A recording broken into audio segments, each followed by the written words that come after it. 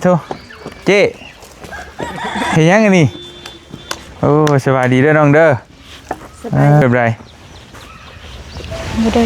โมเดิร์นบองสู้เขามักสีใดมาเลือกเบิ่งน้องมักชียังเลือกเบิ่งเอาผู้หลานอ้ายจะชื่อให้ผู้หลานโอ้โก้อันเดียวกันนี่เนาะเห็นว่าก็ได้อ้าวงามก็งามซ้ำกันโอ้ย่องเป็นพวกระวังเรื่องเมียเจ้าจับกล้องอยู่พุ่น6,500,000เนาะเมลีได้นี่เอาเต็มมิลลีได้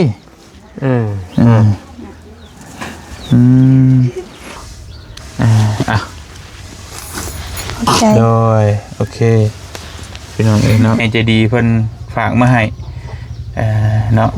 เป็นว่าให้เฮ็ดได้ก็แล้วแต่น้องเดี๋ยวตึกได้ขอบใจไอ้ได้หลายเด้อที่ฝากเงินให้น้อง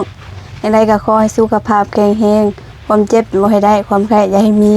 ขอให้ร่ำให้รวยปรารถนาสิ่งใดก็ขอให้ได้สิ่งนั้นเด้อสาธุ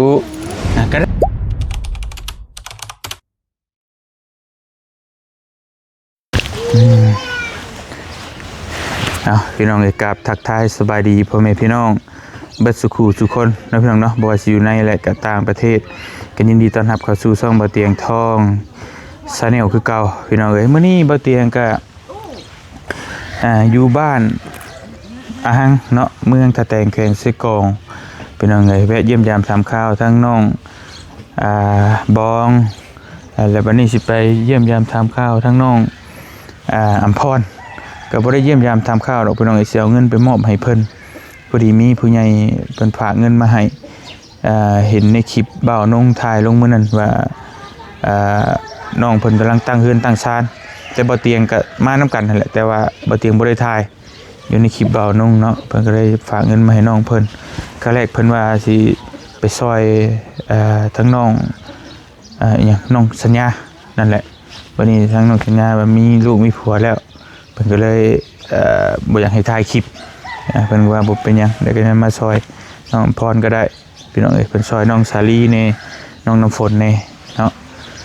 ไปเดี๋ยวเข้าไปเยี่ยมยามทำข้าวเนาะเบิ่งน้องเพิ่นก่อนก็แต่มาถ่ายกลางคืนผมบ่ได้ถ่ายเลยบ่เตียงก็ได้แต่มื้อมามื้อเละมาบัดนี้ก็คือว่าได้เฮือนได้ซ่านแหละให้นอนนี่หลีจ้ะพี่น้องนี่เนาะหยุดแล้วจีเป็นจี้แล้วตกใจได้บ่เตียงก็คือเฮาบ่คิดว่าอยู่ๆแล้วเพิ่นสิเฮ็ดเฮือนเฮ็ดชานเองนั่นเนาะและนี่คือเป็นสิ่งนึงที่ว่าเพิ่นอยากได้เพิ่นอาจจะเก็บกาแฟขายได้แหละเพิ่นก็เลยมาบ่เตียงถามในคลิปบ่าวนงตัวก่อนนั้นบอกว่าก็คล้ายๆว่าทำนองว่าเพิ่นก็ปีนี้ขายกาแฟได้ซ้ำนี่แต่พอได้ตั้งเสาไว้ปีหน้าก็ถึงคอยไปต่ออีกสินะพี่น้องนี่เป็นสิ่งที่ว่าเพิ่นมันบ่งบอกว่าครอบครัวเพิ่นก็อยากได้เฮือนหามาเท่าไหร่ก็เก็บมาแล้วใส่เฮือนใส่ซ่านนั่นน่ะเนาะไป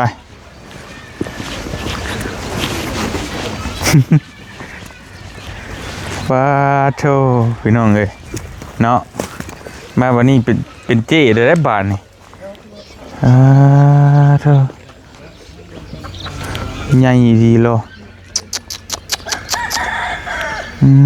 สูงหรือว่าจ่อเนาะ3 เมตรสูงเนาะจิวิวอยู่พี่น้องเอ้ย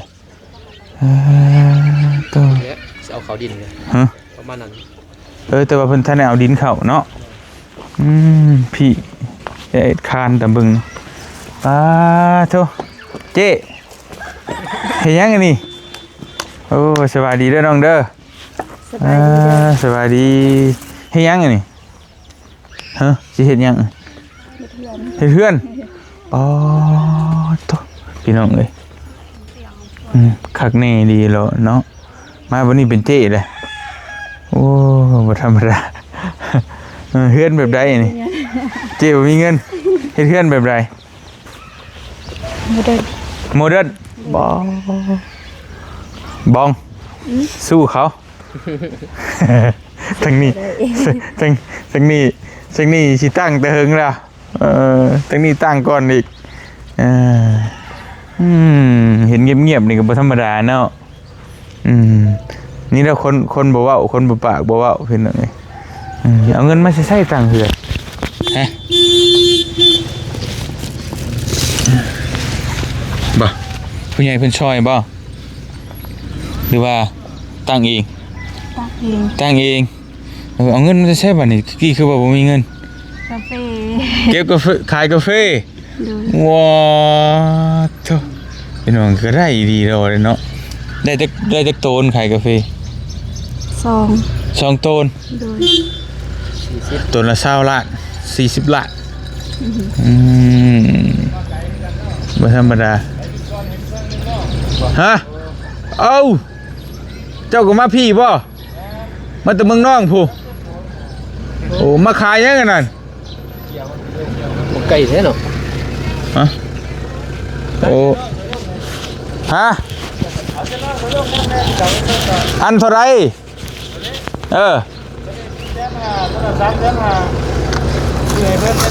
เสียเพิ่นอยากได้อยู่บ่อยากได้บ่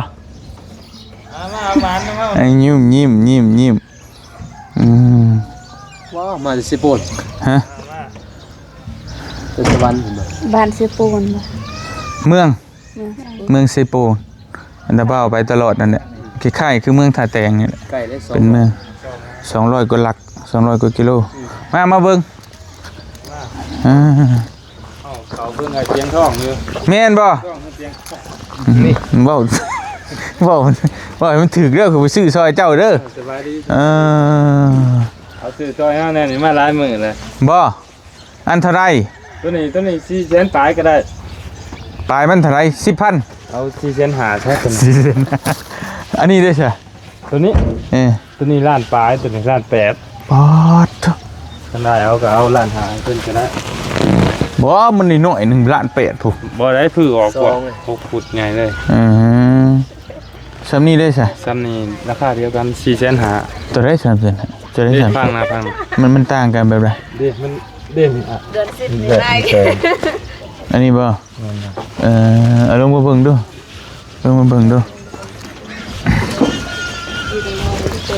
6 ฟุตบ่ตัวนี้5 ฟุต5 ฟุตก็ได้แล้วนอนผู้เดียวเอายังไงก็ดอกกระเดี่ยมักสีใดมาเลือกเบิ่งน้องมักสียังไปเลือกเบิ่ง2 คนไปเอาผู้หลานอ้ายจะซื้อให้ผู้หลานน้องบองมามันบ่ได้แพง300,000นึงไปมาดาวจะซื้อให้เอาซื้อไว้ใส่ยามหนาวนี่เอาไปเลือกเอาดิน้องบองพี่ต้นน่ะบ่เป็นหยังมาพี่มารถจอยเข้าน้ำเพิ่นก็ได้กับสิซอย FC น้ำนี่นะมักขี่ได้มาเบิ่งเลือกเบิ่งมักขี่ได้รุ่นให้เอามาน้ำนี่รุ่นให้อีกเท่าไร2 อันเอาน้ำ600,000ก็ได้ตัวนี้เอ้าตะเก้าเท่าไรตัวนี้ปกติ300,008ตัวนี้โอเค600,000ประมาณ1,000 บาท2 อันพี่น้องโอเคเลือกเอามักสีได้มาไหมน้ำพรสีนี่ป่ะเลือกแต่ให้เพิ่นเลือกบ่ดาวก็เพื่อนน้องมักสีนั่นเอาสีนั่นคือกันโอเคน้องน้ำพรเด้คือกันวะคือกันวะคือกันเอามาให้คือกันโอ้โหอันเดียวกันนี่เนาะเห็นว่าก็ได้งามก็งามสำคัญโอ้ย่องเป็นพวกระวังเรื่องเมียเจ้าจับกล้องอยู่ผู้ซื้อหายก็รอคือกันว่าไปสิมีแห้งเนี่ยจ้ะเอาไว้ที่นอนพี่น้องมื้อนั่นผ้าห่มได้ละบ่เตียงซื้อมาฝากผู้ล่าสุดอันนี้เอาที่นอนงามอยู่เนาะบ่เตียงก็มักสีคึมๆพี่น้องแต่ว่าสีแจ่มๆนะบ่มักเนาะมันซักง่าย กับมันนานเปื้อนมันบ่มักเปื้อนปานใดตัวนี้ เอาดีได้อีกบ่ค่ะ ฮะ ดีกล่อง มียังน่ะมา ว่า ก็สิจ่ายเงินมี QR บ่เอามา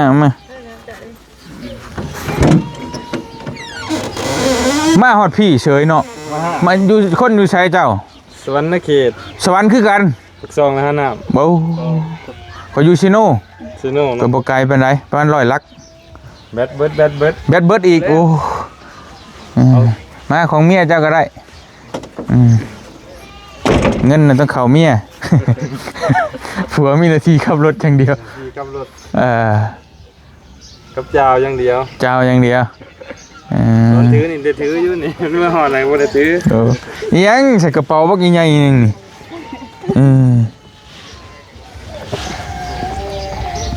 6,500,000เนาะ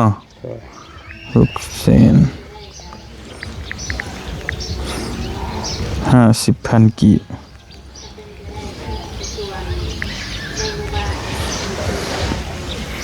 จ้ะบ่ถ่ายบ่ มาทาย โอเค มาแนวอ้ายเพิ่นเอาก่อย ได้ขายจากพื้นแหละมากมัน มาตัวนี้ฮะก็ได้ขายลงในด้านนี้นะอักเสื้อผ้านั่นได้ขายอยู่พอได้ขายอยู่เลาะมาเรื่อยนอนปักซองขึ้น ไปฮอดใช้สิไปฮอดใช้ เฮาวนเวียนเนี่ยกลับขึ้นนอนปักซองคือเก่า ช่องหาน้ำมะ บ่ปักซอง ช่องเด่นหนาวนี่ แม่นเข้าเมืองพุ่นละ เออ รูปลงอยู่นี่แหละรถหลายคัน เออไปหับเครื่องอยู่ใช้มาตะบักช่องพวก แม่นทั้งบ้านเฮาเพิ่นเอามาแต่ไทย เป็นอย่างนี้เนาะ จ้ะ เอา อ้าว สู่ชีวิตเด้อ โดย ให้มันมานเด้อมันมานโดยพี่น้องเลยโอ้เขาอยู่โดนอยู่มีคนงาม มันเจ้าจะเว้านะผุ่นเมียเจ้าชีวิตหูเจ้าหันคนงามอยู่หันแหละ พออยู่โดนอยู่มีคนงามโอ้ขนาดไปก็เมียเลยนี่ไปผู้เดียวจะกี่ชำใด เมียไปนำเนาะ เมียไปน้ำมีเซลเลยอยู่โอ้พ่อใหญ่นี่ไม่ธรรมดา เอาพี่น้องเห็นเนาะคนละอัน5 ฟุตไปนอนมาถ่ายรูปเน่จับเอาเนาะสวมหัวเบิดเดี๋ยวเอาคือกันจับ2 อันก็ได้ละโอเคถ่ายรูปมาให้เน่เบาหนงซื้อสุดนอนให้น้องเพิ่นโอเคงามอยู่บ่งามงามอยู่บ่น้องบ่ งาม สาเหตุนะบ่าวถามเป็นหยังจังเลือกสีนี่ น้องมักซิ มักแบบนี้เนาะน้องกำพรได้ซะ กับบ่เปื้อนยาย น้องได้ซะ กับบ่เปื้อน มักบ่มักที่บ่เปื้อนซื่อนะ กันซิ เดี๋ยวบ่าวไปยังมันเปื้อนนี่ฮะมันไปบ่ได้บ่โอเค โดยขอบใจหลายๆเด้อนะบ่าว โดยบ่เป็นหยังพี่น้องนี่เนาะอันนี้ก็เงินจากโฆษณาน้ำเบานี่แหละถ่ายคลิปนี่แหละเงินโฆษณาที่น้องเพิ่นกะช่วงนั้นเนาะมันก็เป็นกระแสอยู่พี่น้องเอ้ยเป็นกระแสที่ว่า FC ก็มักก็เบิ่งหลายเฮาก็พอได้อยู่เงินจากโฆษณาในส่วนนั้นก็นั่นแหละแล้วก็ซื้อให้น้องบ่เป็นหยังดอกประมาณพื้นอันละ500 บาท2 อันนี้ประมาณ 1,000 บาทเนาะก็บ่ได้แพงปานใดพี่น้องเอ้ย กดเลย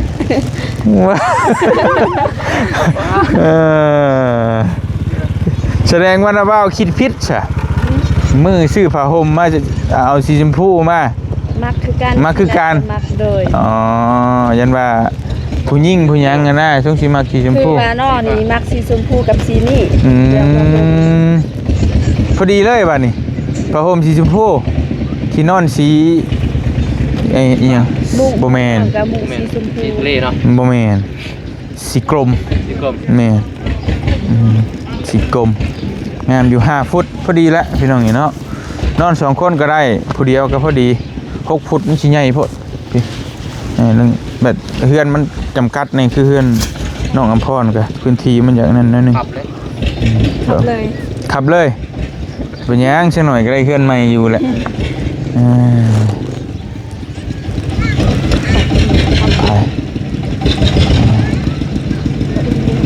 เอาขึ้นเฮือนอภรขึ้นไปปูเลยแล้วน้องบองพาไปนี่ก่อนไปเบิ่งเอ้าได้ต้องไปปูเลยเด้อพี่น้องเอ้ย ได้เรียนไปหน่อย ฮะเอ้านี่เฮ็ดจังได้ซะเนาะ ให้ตัวตะปู บ่ปูไว้เอาเมื่อได้บ่ปูไปเอาขึ้นถ้าปูบ่ได้นี่เอาเมื่อ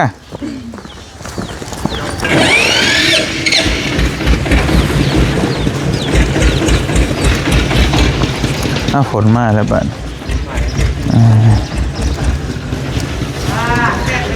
มอนจะอันมาง่ายที่คนจะอะไร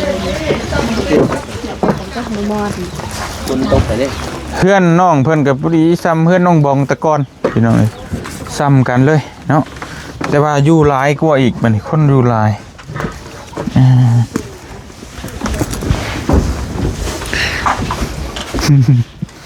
มาเบิ่งที่นอนผู้สาวกันนะเป็นไงได้ หมดด้วยนะหมดด้วยหมดด้วยจะไม่ซ่า เอ้ยใส่ทรงบ่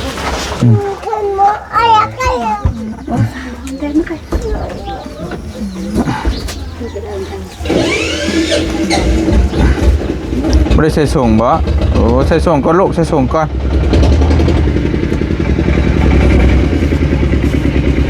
เพื่อนเป็นจะแคบพี่น้องเนาะจักสิปูอะไรจังใดบ่ฮู้เดี๋ยว ปูบ่ได้ฮะปูบ่ได้ จังไร เก็บไว้ ต้องได้หาทางต้องให้ได้พี่น้องนี่เนาะเพื่อนน้อย ใส่ทรงเลยบ่ ปาโถพี่น้องนี่เนาะ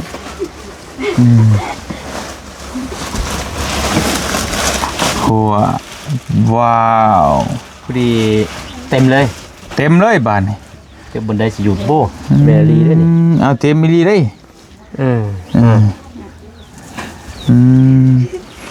หนุ่มนี่เนาะ กระนุ่มกับพอดี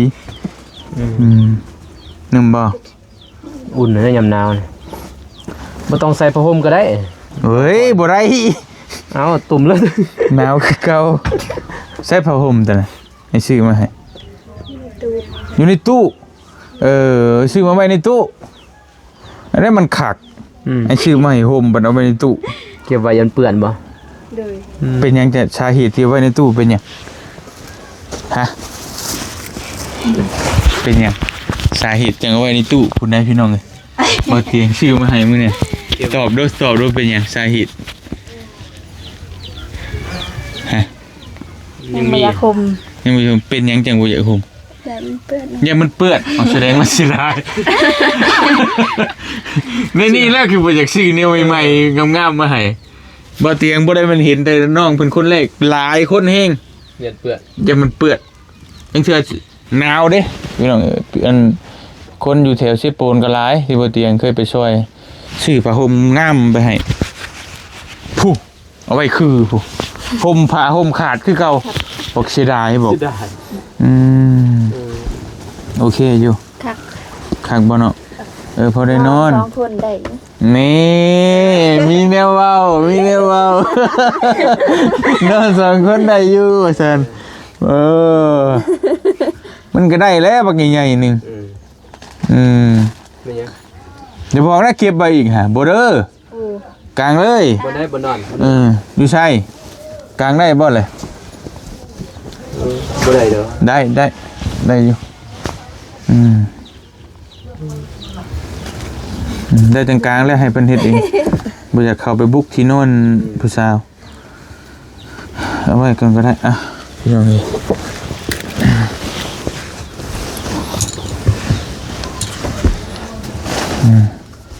โอเคกินแล้วครับ กินแล้วเอาเมื่อจ้ะเอามากินแล้วหรือว่าท่านได้กินไอ้ซื้อข้าวปุ้นมาฝากมักอยู่บ่มักบ่มักบ่ฮู้แหละได้ซื้อมาแล้วกินโดยพี่น้องเนาะจักสิซื้อหยังไงนะเข้าไปตลาดก็ได้นี่จะซื้อ FC ขายข้าวปุ้นตั้งนี้ก็ขายข้าวปุ้นแล้วซื้อซอยข้าวปุ้นจ้ะ เขาเพิ่มไปเฮ็ดดึบเลย พี่สิมักอยู่ดอก พอส่วนหลายผู้ใหญ่ผู้ยิ่งเพิ่นมักเส้นๆนะบ่แม่นเฟอกับข้าวปุ้นข้าวเปียกเป็นซั่นแม่นบ่นี่นั่นก็ตำส้มตำนั่นไปประมาณนั้นแหละเนาะสิบ่ได้ค่อยกินข้าวดอกชาวบ่เตียงเคยเห็นนั่นน่ะกินอีหยังจอกๆแจ๊กๆไปก็แล้วนี่ไม่นี่เดี๋ยวไอ้ถามหน่อยนึงพี่น้องไอ้เรื่องบ่เป็นหยังที่นี่เนาะบ่ได้รบกวนเพิ่นบ่ บ่ เห็นว่าครับเพิ่นนอนเพิ่นนี่ที่นอนมันไปเบิดแหละมันไปมันโลกบ่เนาะ โดย ตะกี้ก็เป็นที่นอนนั่นแหละอันนี้นะ คงเถะ อันนี้ที่นอนของแท้บ่แม่นบ่ตะกี้ที่นอนแต่ว่า โดย แต่ว่าอันทางนอกมันเลิกออกเป็นโฟมที่นอนไป พ่อกับแม่ พ่อก็แม่น้องอยู่นอนอยู่ฮะ โดย ต่อกันไปฮะจำกัดอดีเนาะนี่ก็ระบาวอันอ้ายบ่ โดย อันนั้นก็อ้ายเอาอดเอาจังได๋ก็ได้เฮือนใหม่แหละเนาะไผเฮ็ดไผเป็นคนเฮ็ดเฮือน พ่อ พ่อเฮ็ดเองเลยบ่ โดย แล้วเป็นช่างบ่ ไม่ได้เป็นแต่ว่าเขาบ่มีเงินจ้างเขาพ่อเลยเฮ็ดเอง บ่มีเงินจ้างเขา โดย เฮ็ดเอง โดย ห่วยมีบ่มีก็คือเฮานี่ก็เฮ็ดบ่เป็น เนาะบ่มีก็เฮ็ดบ่เป็นแล้วมันเฮ็ดบ่ได้แล้วเฮ็ดได้บ่ บ่ฮู้ บ่ฮู้ บ่ทดลองเลยบ่เราเคยเฮ็ดอยู่แต่ว่าเราจังกล้าเฮ็ด โดยเราก็เคยเฮ็ดนํเขาอยู่ แบบเคยไปเป็นกรรมกรเขาสิบ่ซอยเขาสิบ่ โดย ก็พอได้เราก็คงสิพอได้เดี๋ยวเราจังกล้าเฮ็ดนั่นนะแต่คือเฮานี่บ่เคยเฮ็ดจักเทื่อบ่กล้าดอกพี่น้องเอ้ยอันนี้มันแม่นว่าบ่ได้แม่นเงินผู้ใดซอยเนาะแบบว่าเงินเจ้าของเองมาเฮ็ดเองใช่บ่ โดย เพราะว่าที่ถามนี่เพื่อว่า FC จังฮู้นำนะพี่น้องเพราะว่าอ้าวมาบัดนี้ไผไปช่วยเฮือนน้องเพิ่นนะเบิ่งคลิปทางใดก็ยังบ่มีนะก็แม่นเงินเพิ่นครอบครัวน้องเพิ่นหามาด้วยน้ำพักน้ำแรงเองนะขายกาแฟแล้วเป็นหลักเนาะ โดย ไอ้บอกแล้วต่อไปนี่สิกล้าเว้านำหรือบ่บัดมีแต่เจมีแต่เฮียมีแต่เจกาแฟพี่น้องนี่เนาะน้องบองได้จักตัวปี น้องบ่ฮู้คือว่าได้แล้วก็ซื้อยายุกได้ ฮะอันไหนก็ คือน้องนี่บ่ฮู้ ต้นบ่ บ่ฮู้ เลย อ๋อ ก็บ่ได้บอก เพิ่นบ่ได้บอกว่าไผเป็นคนติด อ้าย ก็ซูซีกันมั้งเนาะส่วนน้องบองก็กว้าง มัน2ต้น ก็ดีพี่น้องนี่เนาะดีเพราะว่าอย่างหน่อยมันก็สิได้ช่วยทั้งน้องๆเพิ่นได้นะดีกว่าบ่มีแนวเฮ็ดบ่เตียงไปอยู่เมืองแถวซีปูนแถวเมืองพี่นี่นะหดหู่ใจคือว่าน้องทั้งอยู่น้องๆก็บ่มีเวลาเฮ็ดนึกว่าใช่ชงอยู่หลานน้อยพี่น้องเอ้ยเพิ่นบ่มีแนวเฮ็ดมีแต่เฮ็ดให้กินข้าวซื่อๆมันบ่พอได้นี่น้องเพิ่นขายได้ปีละ10-20 ล้านก็โอเคนะได้ปีละหลายหมื่นบาทอยู่ก็พอแบบซี่แหละพอตั้งขึ้นได้ฮอดไซนี่เพิ่นบอกย่องอยู่บอกว่าเฮ็ดขึ้นสิเฮ็ดได้ฮอดไซมีงบฮอดไซ บ่ฮู้ ยังบ่ฮู้ โดย แล้วเลยบ่ บ่ บ่แล้วบ่จุบเจือ บ่แล้ว บ่แล้ว บ่ อ๋อเว้นมาวันนี้เราท่าสีหรือว่าสิได้แจ้ง FC เพิ่นถูกนะสมมุติว่ามีงบฮอดไซนั่นแหละก็แบบเฮ็ดมันได้ซำใดนะบ่ได้ถามเพิ่นบ่ได้ถามพ่อแม่บ่ บ่ เว้าง่ายคือบ่เตียงสิว่าให้เข้าใจคือน้องเพิ่นนี่บ่ได้มีอิหยังบทบาทหยังในเฮือนในซ่านหันนะเนาะคือไปเก็บกาแฟก็เก็บมาให้แล้วก็มอบไปทั้งพ่อทั้งแม่ขายเอา โดย เพิ่นก็เอาเงินไว้เนาะ โดย แล้วก็เพิ่นเป็นคนเฮ็ดคนสร้างนะมีแต่หน้าที่ที่แบบว่าเฮาก็คือบ่เตียงยังน้อยๆแหละก็ประมาณนั้นบักหล่าเฮ็ดหยังลูกบักหล่าดีล่ะผู้หญิงบ่ ยิง บ่พอใจจักบ่เพื่อนแล้วหลานบ่ โดย เออ เอาพี่น้องเลยมีแต่ เราจะออกมาอย่าง เบิ่งดูบ่เป็นหยัง เนี่ยบัวรู้จักยารู้จักดี เพิ่นเพิ่นญาติเนาะเพิ่นไปใช้วัดแต่พ่อแม่มื้อนี้คือบ่เห็น เกี่ยวเข้า ไปเกี่ยวข้าว โดย น้องบ่ได้ไปเกี่ยวข้าวบ่ บ่ โอ้เกี่ยวข้าวอยู่ไส ทุ่งหน้า มีข้าวอีก มีให้หน้าอีกบ่ เฮ็ดน้ำเขา อืมเฮ็ดน้ำไผ ทำปลา แบ่งกันสิบ่ โดย ปาทุมีหดหน้าบ่เป็นหน้าเจ้าของบ่ไปเฮ็ดน้ำเพิ่นซื่อติ โดยเฮ็ดน้ำเพิ่ ได้ น ปีจักชอบกันเลย 7-80 โอ้บ่ธรรมดาบ่ได้กุ้งกินอยู่ซั่นน่ะ แต่หมูหายเท่าไรหมูหายจัง เป็นให้เท่าไหร่นะครับ สบาย ชาปลายก็พอได้กินแล้ว มีหมองไว้บ่เฮือน เขา ขึ้นหลังน้อยๆนึงบ่มีก็บอกอ้ายก็ได้สิเก็บไปไว้ให้ผู้ใดอ้าวเนาะชาวปลายชอบผู้พี่น้องเอ้ยอันนี้ก็เป็นหลานของน้องบองหลานบ่ โดย เป็นหลานเป็นพี่น้องกันพี่น้องเนาะเผื่อว่า FC หลายคนยังบ่ฮู้นะแต่น้องเพิ่นก็บ่ค่อยเว้าบ่ค่อยนั่นปานใดเป็นคนแบบนี้แต่ใดมาบ่ค่อยปากบ่ค่อยเว้าใช่บ่ โดย หรือว่าอายกล้อง เราโบเก่ง ว่าบ่เก่งบ่บ้องแบบซี่บ่น้องเพิ่นก็แบบซี่ ไป บ่ อยู่ในกล่องซื้อน อกกล้องเว้าเก่งบ่ว่าครั้งแรกว่าน้องบองบ่เว้าแล้วมาเจอน้องพรแฮงบ่เว้าตื่มอีกบัดพี่น้องเอ้ยเนาะบ่น้องเพิ่นก็เป็นคนอาชีพบ่ปกตินะ ปกติปะ เรา บอกเก่ง เว้าเก่งบ่แม่นแล้วซะนี่ไม่ใช่แล้ว ว่ากับทีมงานน่ะนานยังบ่ค่อยได้ ลืม ยังบ่ลื่นกัน เลยยังบ่เล่นกัน ยังอายอยู่นะเวลาก็เนาะ โดย บ่เป็นหยังมีแต่เดี๋ยวเห็นกันโดนๆกันแล้วมันก็ลื่นกันแหละเนาะคือจังไงคือน้องบองคือการมาหาใหม่ๆมิจะให้จักว่าให้ทุกข์ใจจักว่าให้ญาติเนาะ จักให้หยังพี่น้องเอ้ยวันนี้มีแต่ผัวแล้วบัดนี้น้องมันลื่นเลยเด้น้องเดิมก็คือกันไปกินข้าวอยู่ก็ให้จ้ำแจวกินข้าวอยู่ก็ให้ไปเลยโอ้ยมาคิดเบิ่งน้องเพิ่นให้พอทุกข์ยากด้วยว่าให้ญาติเนาะ กลางคืนได้แต่ว่าไปหาน้องบอง น้องเบิ่งไอ้เดิมก็น้องก็เข้าใจความรู้สึกเพิ่นอยู่ เห็นป่ะ เลย แต่ว่าทั้งนาบ่าวนี่ก็ฮู้แบบฮู้ว่าแบบมันถูกใจแบบใดนะจริงที่ว่าน้องเพิ่นให้นี่ก็มันก็คือแบบอัดตันใจมาแตะดนนั่นแหละก็คือประมาณนั้นทั้งน้องก็รู้สึกเดียวกันบ่ คือว่าตอนนั้นน้องให้ มันมีอยู่2อย่าง1อย่างนี่แม่นแบบทุกข์ใจการชีวิตเป็นอยู่บ่มีหยังนี่แหละแล้วก็2มากก็แต่ก็ดีใจที่ได้พอทีมงานแล้วก็ทีมงานได้มาถ่ายทำน้องดีใจจนให้ ดีใจบ่ โดย บ่เป็นเสียใจ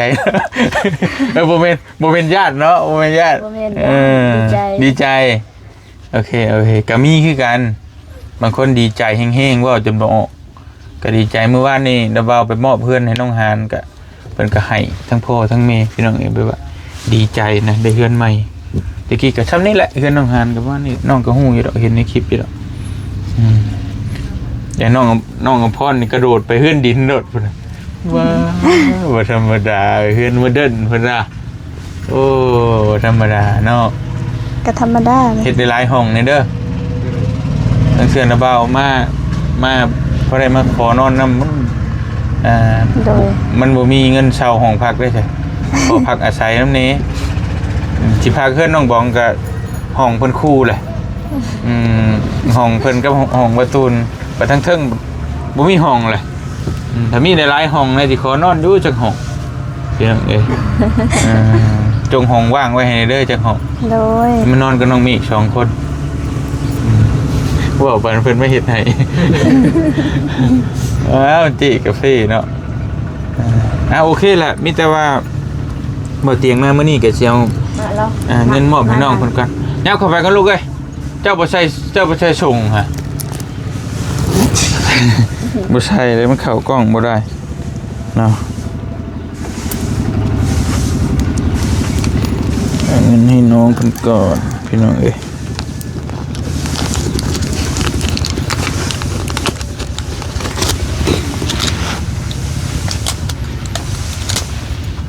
ไปซื้อนั่นเบ่เลยเงินก็ได้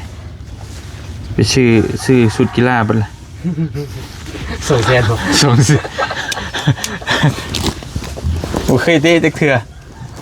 ไปเบิ่งอยู่ว่าไอ้เตะบาน โดย ไปเชียร์นี่เด้อ โดย เชียร์บ่เคยเตะจักเทื่อเคยเตะตั้งแต่ตอนเป็นวัยรุ่นพี่น้องตั้งแต่ตอนเป็นบ่าวเนาะเอาสิเอาเงินไว้ให้3 ล้านกีบพี่น้องมีผู้ใหญ่เพิ่นฝากมาให้เนาะใจ โดยโอเคพี่น้องเนาะหัวยังดีใจบ่นับเบิ่งดูครบอยู่บ่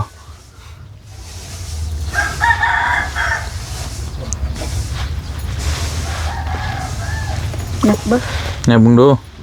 บ่3 ล้านนับเบิ่งดู3 ล้านกีบครบอยู่บ่ล่ะ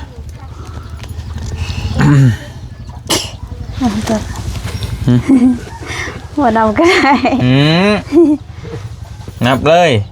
นับเบิ่งดูฮอดอยู่บ่10 ใบเหนียบหนึงให้น้องบองนับนำก็ได้นับดูบองนับซะนำกัน 2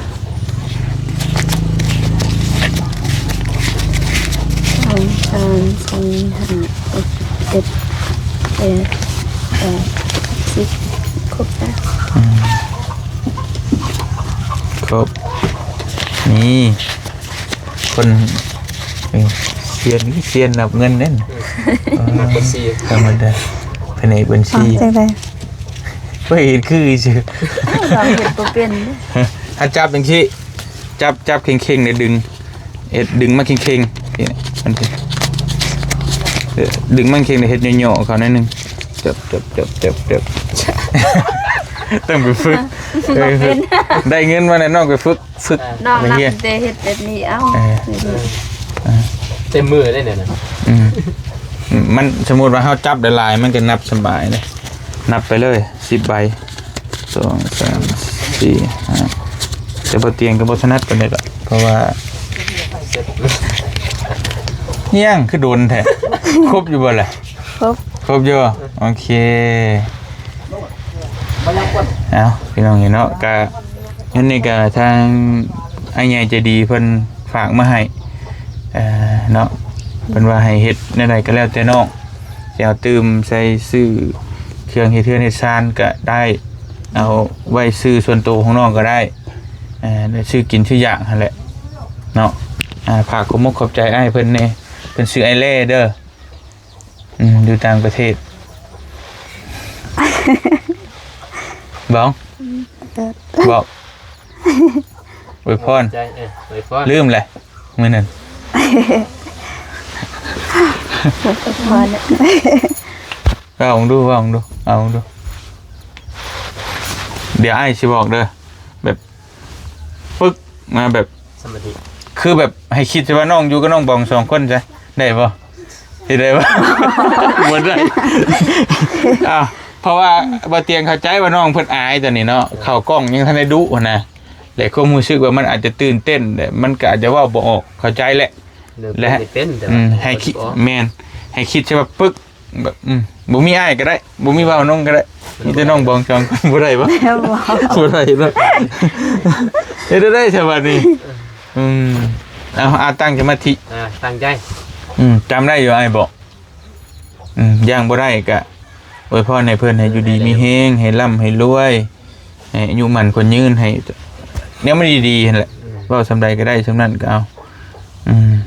ลืมได้น้องบองสอนมัน ลืม เลยน้องบองพาน้องเพิ่นเว้าก่อน เป็นชื่อไอเล่เด้อ ให้น้องอวยพรนะ แม่นให้น้องอวยพรให้น้องเพิ่นเบิ่งกันนะเว้าแบบใดแล้วก็ให้น้องเพิ่นอวยพรตามหลังก็ได้หรือว่าขอบใจแทนก็ได้เอ้า เลย แล้วจะให้น้องเพิ่นว่ามันละให้เว้าเป็นตัวอย่างให้แน่ ฟังไทยบ่ ต่างประเทศก็ได้ เป็นคนลาวเฮานี่แหละอ้ายก็ได้เพิ่นเป็นคนลาว โดย แต่ว่าโดยก่อนอื่นหมดน้องก็ขอขอบอกขอบใจอ้ายเล่หลายๆเด้อที่ฝากเงินมาให้บ่าวเตี้ยแล้วก็ให้บ่าวเตียงมาให้น้องอำพรเพื่อได้ซื้อกินซื้อยากแล้วก็ซื้อทุกสิ่งทุกอย่างในเครื่องที่จำเป็นในเฮือนแล้วก็ขอให้อ้ายเล่จงอยู่เย็นเป็นสุขกายสุขใจขอให้สุขภาพแข็งแรงเด้ออายุมันคนยืนหรือว่าเฮ็ดธุรกิจงานหยังก็ขอให้ประสบผลสำเร็จในหน้าที่การงานหรือว่าไปใส่มาใส่ก็ขอให้มีทุกคนรักคนแพงเด้อสาธุ เอ้าน้องอภรเอาแบบเวอร์ชันน้องอภรก็ได้แบบใดก็ได้ก็บ่ได้จำเป็นว่าต้องคือน้องบองนะแบบเฮาที่ถนัดแบบใดก็ได้เฮาเคยเว้าแบบใดก็เอาแบบนั้นแหละขอบใจอ้ายเพิ่นก็คิดว่าเป็นอ้ายแหละผู้ใหญ่เอาเงินให้นะผู้ใหญ่เอาชิงของให้ก็ขอบใจเด้อให้แนวใดก็ได้ที่น้องซ้ำเว้าได้หั่นแหละว่าได้ซำใดก็เอาซำนั้นก็บ่ได้ว่าต้องบังคับต้องเว้ายาวนั่นนี่ซำใดก็ได้ลองเบิ่ง เลยเนาะ เป็นแน่ ว่าซ้ำก็ให้สุขภาพแข็งแรงอายุมันคนยืน คืนนี้ เฮ้ยใจเย็นๆเก็บอาการหน่อยเออ ก็ยังเดินมาไกลกัน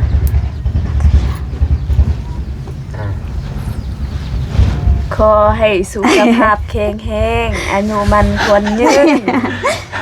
เราเบิ่งเอา สำนันก็ดีเลย เอาต้องบ่งพลาดตรงมือเลยว่า เลยขอบใจไอ้ได้หลายๆเด้อที่ฝากเงินให้น้องอะไรก็ขอให้สุขภาพแข็งแรงความเจ็บบ่ให้ได้ความแพ้อย่าให้มีขอให้ร่ำให้รวยปรารถนาสิ่งใดก็ขอให้ได้สิ่งนั้นเด้อ สาธุก็ได้อยู่เปิดบอกก็ได้อยู่ค่าตาอายขนาดนี้บ่แม่นว่าบ่ได้ค่าอายอยู่โอ้ยเนาะ สำคัญแล้วเนาะก่อน แล้วก็บ่ได้คัดของผมได้ไหลลุดๆๆๆเลยบ่แม่นว่าบ่ได้นี่นะค่าอาย อายแต่ว่าได้อยู่แต่ว่าอายเอาเดี๋ยวจะให้มาถ่ายดุๆใช่ไหมจังบ่อายเนาะอ๋อเข้ากล้องดุๆคือน้องบองนี่ก็บ่อายเลยเป็นแหละว่าแบบใดก็เป็นเบิดแหละอันนี้โดนๆที่มาหาเทื่อก็เลยอายนี่ไปซะสิฮอดเวลาเลยอ๋อ 3 โมงเลยเดี๋ยวอ้ายสิไปพุ่นก่อนเด้อไปบ้านบ่าวตูนที่เข้าไปพุ่นแหละ โดย งั้นอย่าลืมไปเชียร์เด้อ โดย พี่น้องเอ้ยมันบ่ได้ไปใส่เด้อยู่บ้านลองเบิ่งเนาะจะว่า FC ไปถ่ายอยู่แล้วจากหมู่บ้านนึงไปถ่ายแต่หมู่บ้านนี่ก็มีส่งมาหาว่าเจ็บไปนั่งถ่ายสนามบอกว่าบ่แม่นมื้อนี้ไปซะไอ้อันนั่นก่อนเด้อเดี๋ยวเพราะว่าเสาสิมาส่งไปกี่ท่านเด้อพ่อเนาะทั้งเสาทั้งหยังบาทพอท่านก็ตอนแรงพุ่นแหละเตะบานก็ได้ยะคำก็ยะ โทรมาแล้วก็จะ จังว่าไปเอาไว้เงินลงมาทางลุง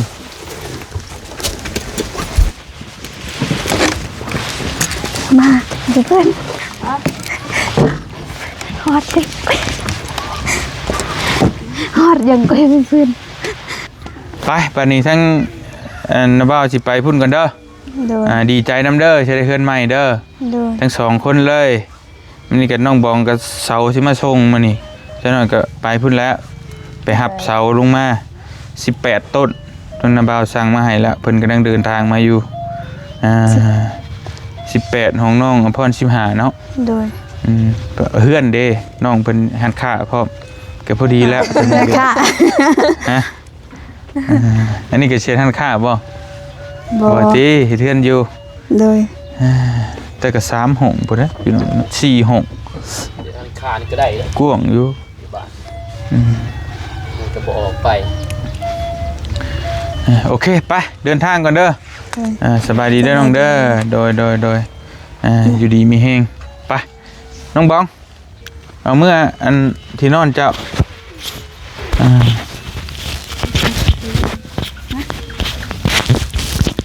ไปเอาเมื่อต้อนเบาตูน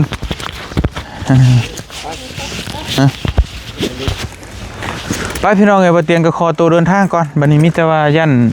มันเซ็ตมันสวยเนาะพี่น้องเนาะไปพุ่นแหละที่ใหม่ของเบาตูนเนาะเพิ่นก็สิเอาเสามาส่งเลยฮะตุ้งๆมันมาแล้วประจักษ์ยังอยู่ดีมีแฮงบัดสุขุทุกคนสบายดีเด้อพี่น้องเด้อไปบ๊ายบาย